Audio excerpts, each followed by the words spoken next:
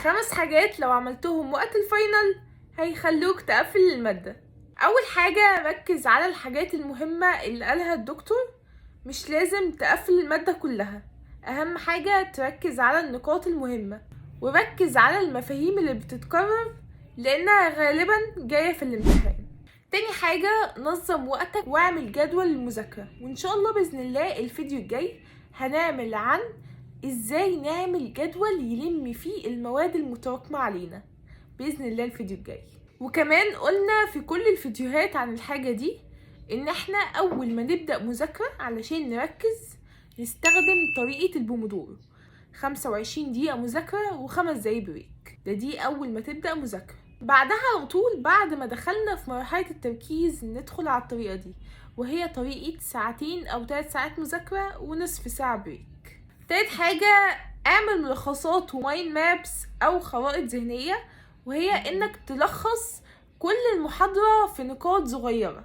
وتستخدم الخرائط الذهنية أو المايند مابس لأنها بتسهل عليك الحفظ والفهم، وبتسهل عليك انك تستوعب المعلومة. وكمان حاجة مهمة، وانا بلخص عشان يكون شكل التلخيص كويس وحلو بستخدم هايلايتر، وكمان بستخدم ستيكي نوتس بكتب فيها الحاجات المهمة والملحوظة. استخدم طريقة الاكتيف ريكول، وهي اول حاجة انك تسأل نفسك اسئلة او تكتب الاسئلة دي وتقفل الكتاب وتسمع لنفسك، ولو أخطأت في الأسئلة دي عيد من تاني وراجع عليها من تاني وعيد نفس السؤال. رابع حاجة، ذاكر بذكاء. استخدم طريقة الفلاش كارد، وهي إنك تجيب ستيكي نوتس وتكتب السؤال في وشها، في الوش ده، وفي الظهر تكتب الإجابة، وقبل ما تشوف الإجابة جاوب على السؤال، شوف هل أخطأت ولا لأ.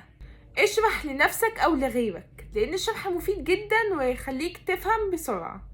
أو تستخدم طريقة التكرار المتباعد، إنك تكرر المعلومة على فترات متباعدة.